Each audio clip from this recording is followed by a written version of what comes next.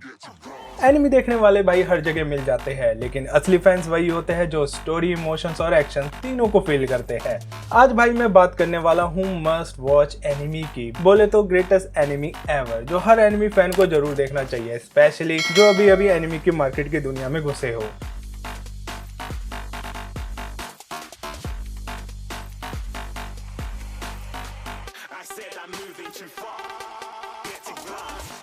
हो सकता है एनिमी फैन ने ये सारे एनिमी देख रखे हो, लेकिन कमेंट्स में जरूर बताना इस लिस्ट के सारे एनिमी तुम्हारे फेवरेट है या कोई और हिडन जेम है जो मेरे से छूट गया है। तो ज्यादा टाइम वेस्ट ना करते हुए let's start this countdown. Number 10 पर है हंटर एक्स हंटर, एक लेजेंडरी एनिमी जिसमें भाई आपको एक्शन, इमोशन और एडवेंचर की एक बढ़िया सी कहानी देखने को मिलती है। कहानी एक इनोसेंट से लड़के की जो डिसाइड करता है हंटर बनने का, मतलब एक लाइसेंस एडवेंचरर जो वर्ल्ड के मोस्ट डेंजरस मिशंस करते हैं। अब वो हंटर क्यों बनना चाहता है तो भाई वो आपको एनिमी में पता लग जाएगा।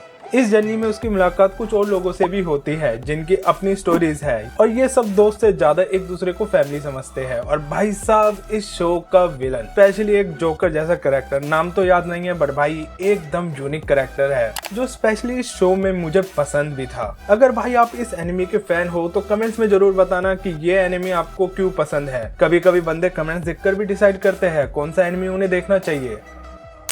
नंबर 9 पर है कोड गियर्स। बहुत से लोगों ने ये एनिमी जरूर मिस करा होगा, बट भाई इसकी स्टोरी काफी यूनिक और इंटरेस्टिंग है। सोचो एक ऐसा वर्ल्ड जहां जापान में एक एम्पायर का कब्जा है और वहां लोग अपनी फ्रीडम के लिए तड़प रहे हैं। तभी एंट्री होती है एक बंदे की, मतलब एक स्मार्ट स्टूडेंट जो सीक्रेटली एक बहुत बड़ा राज छुपा रहा है। और इस बंदे को मिलती है एक मिस्टीरियस सुपरनेचुरल पावर जिससे भाई वो किसी को भी एक बार के लिए अपना गुलाम बना सकता है, और गुलाम उसके लिए भाई कुछ भी करेगा, चाहे उसे उसके लिए मरना ही क्यों ना पड़े। और यहीं से स्टार्ट होती है एक इंसेन जर्नी, एक स्टूडेंट से लेकर एक मास रेवोल्यूशनरी तक। उसका मिशन है भाई अपनी छोटी बहन के लिए एक पीसफुल दुनिया बनाना और एम्पायर को घुटने पे लाना। भाई इस एनिमी में देखने को मिलेगा आपको सुपरनेचुरल पावर, रोबो फाइट्स और एक साइकोलॉजिकल वॉर। तो भाई इसे जब भी देखना जब आपको साइकोलॉजिकल टाइप एनिमी पसंद हो। बाकी कमेंट्स में बताना ये एनिमी आपको कैसा लगा था। नंबर 8 पर है अटैक ऑन टाइटन। सोचो एक ऐसी दुनिया जहां इंसान बड़ी बड़ी दीवारों के अंदर जीते हैं, क्योंकि इन दीवारों के बाहर बड़े बड़े ह्यूमन जैसे मॉन्स्टर घूमते हैं जिनको टाइटन्स कहते हैं, और यही टाइटन्स भाई इंसानों को खाते हैं। स्टोरी फॉलो करते हैं एक बंदे और उसके फ्रेंड्स पर जो अपनी सिटी को टाइटन से बचाने के लिए एक आर्मी को ज्वाइन करते हैं जिनका काम है टाइटन्स को मारना। प्लस इस बंदे के अंदर है एक मिस्टीरियस पावर जो फाइट में गेम चेंजर बन जाता है। एनिमे में आपको देखने को मिलेगा सस्पेंस, एपिक बैटल और शॉकिंग ट्विस्ट जो भाई आपका दिमाग को हिला देगा। और इस एनिमे में मेरे को लिवाई नाम का कैरेक्टर बड़ा पसंद आया था, रीजन भाई उसका ऑरा ही ऐसा था। बाकी कमेंट्स में बताना कि आपको भी लिवाई इस एनिमे के हीरो से ज्यादा अच्छा लगा था या नहीं।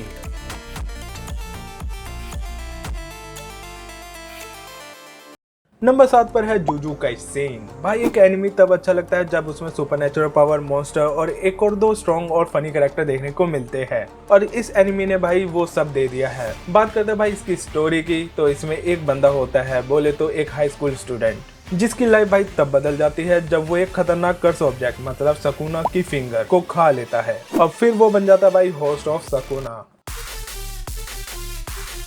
अब उसका आगे क्या होगा भाई, तो वही सब इस एनिमे में दिखाया गया है। इस एनिमे की खासियत है इसके एक्शन पैक्ड बैटल्स, लेकिन भाई ये सिर्फ बैटल के लिए फेमस नहीं है, बल्कि इसका world building, unique magic system और कैरेक्टर डेवलपमेंट आपको इंस्टेंटली हुक कर लेंगे। प्लस इस एनिमे के दो स्ट्रॉन्गेस्ट कैरेक्टर भी है, सकूना और गोजो, जिसे देखकर भाई आपको प्यार हो जाएगा। और जब भी भाई तुम इन्हें फाइट करते हुए देखोगे इनके दुश्मनों से, तो भाई गुज़बम्स आना तो पक्का है। बाकी कमेंट्स में बताना इन दोनों में कौन ज्यादा स्ट्रॉन्ग है।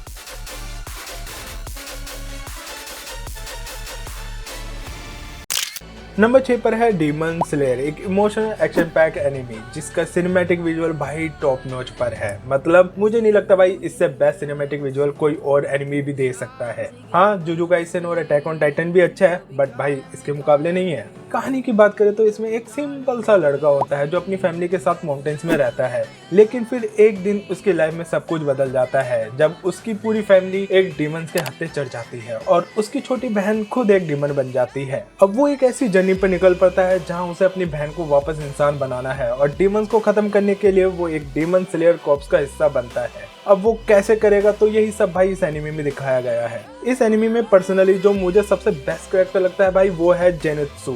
मतलब भाई क्या ही कैरेक्टर बनाया है, स्ट्रॉन्ग तो है लेकिन फनी भी उतना ही दिखाया गया है। बाकी आपका फेवरेट कैरेक्टर कौन सा है और क्यों, तो कमेंट्स में जरूर बताना।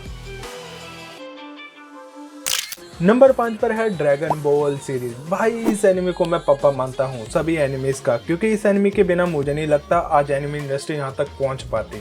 और तुम सोच रहे होंगे तो इसे मैंने 5वीं रैंक पर क्यों रखा है, तो भाई कभी कभी बच्चे वाले एनिमे भी आके निकल जाते हैं। और हाँ दोस्तों, ये मेरा पहला एनिमे भी था जिसे भाई मैंने कार्टून नेटवर्क पर देखा था, लेकिन सालों ने फ्रीजा की बैटल के बाद रिपीट टेलीकास्ट दिखाकर दिमाग खराब कर दिया था। स्टोरी की बात करें भाई तो इसमें कुछ अमेजिंग फाइटर्स होते हैं जिसमें नए नए विलन्स और उनकी अमेजिंग फाइट्स देखने को मिलती है। बट भाई इस एनिमे में एक कैरेक्टर ऐसा है जिसका नाम है भाई वेजिटा। उस पे भाई मुझे बड़ा तरस आता था। मतलब यार हमेशा गोकू या उसके बेटे ही अंत में विलन को मारते हैं। व्हाट द फक यार, एटलीस्ट वेजिटा को भी भाई कहीं ना कहीं हीरो बना देना चाहिए था, तो भाई और भी ज्यादा मजा आता। आप लोगों का क्या विचार है कमेंट्स में जरूर बताना।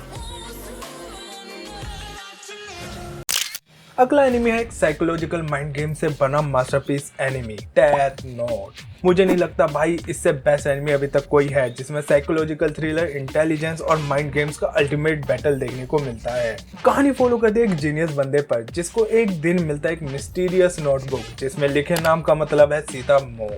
मतलब अगर किसी का नाम इस नोटबुक में लिख दो तो भाई वो बंदा और बंदी स्वर्ग पधार जाएंगे, मतलब सीधा मर जाएंगे। जिसके बाद भाई ये बंदा डिसाइड करता है कि वो दुनिया के सारे क्रिमिनल्स को मिटा देगा, क्योंकि भाई किसी को नहीं पता ये बंदे मर कैसे रहे हैं। और यहीं से शुरुआत होती है हमारी एक और दूसरे मेन कैरेक्टर की, जिसका नाम होता है एल, एक और जीनियस बंदा जो उसके पीछे पड़ जाता है। अब एल इस बंदे को ढूंढ पाएगा या नहीं, जिसे ढूंढना लिटरली इम्पॉसिबल ही है। तो भाई वही इस एनिमे में दिखाया गया है।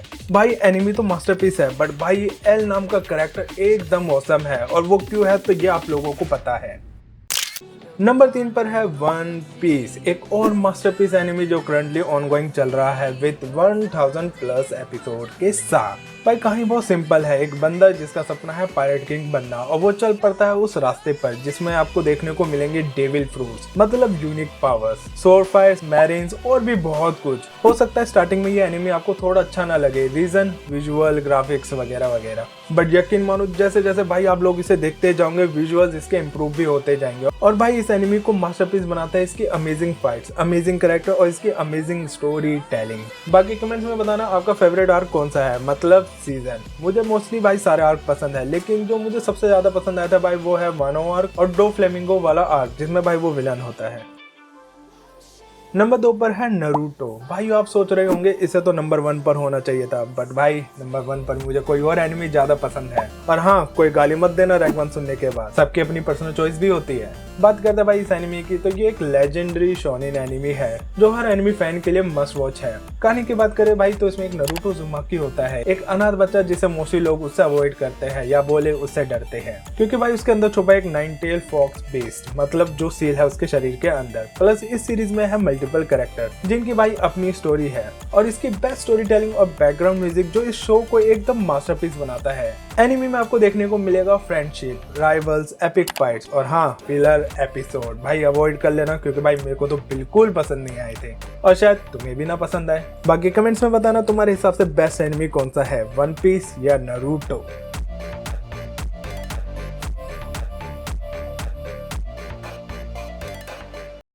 और नंबर 1 पर है सोलो लेवलिंग, जिसने क्रंचीरोल तक का भी सर्वर डाउन कर दिया था और एनिमे ऑफ द ईयर का भी अवार्ड जीता था। और हाँ भाई, ये मोस्ट अवेटेड एनिमे था जिसका वेट मैंने भी करा था।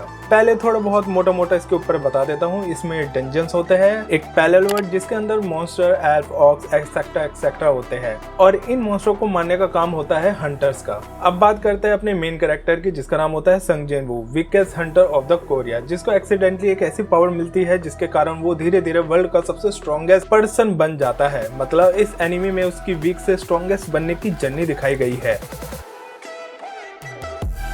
एनिमे की खासियत इसका fast pace action, epic fights, character transformation और जो बोलते हैं ना वन मैन आर्मी, तो भाई वो इस एनिमे में बहुत अच्छे से दिखाया है। बट हाँ, मैं प्रीफर करूंगा इसे आप इंग्लिश डबिंग में ही देखो, क्योंकि कैरेक्टर की वॉइस सूट करती है जो हिंदी डबिंग में देखने को नहीं मिलती। बाकी कमेंट्स में बताना कि आपका भी फेवरेट एनिमे सोलो लेवलिंग है या नहीं।